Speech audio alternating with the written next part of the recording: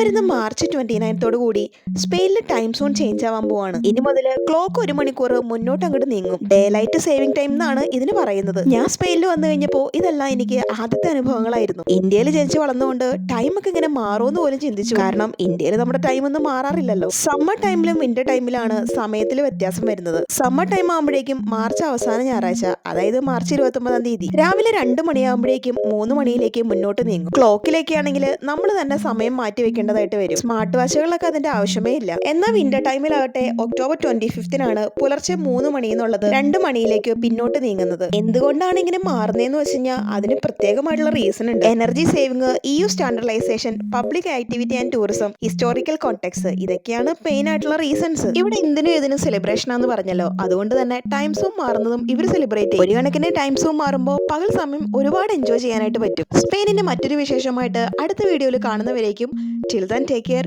By.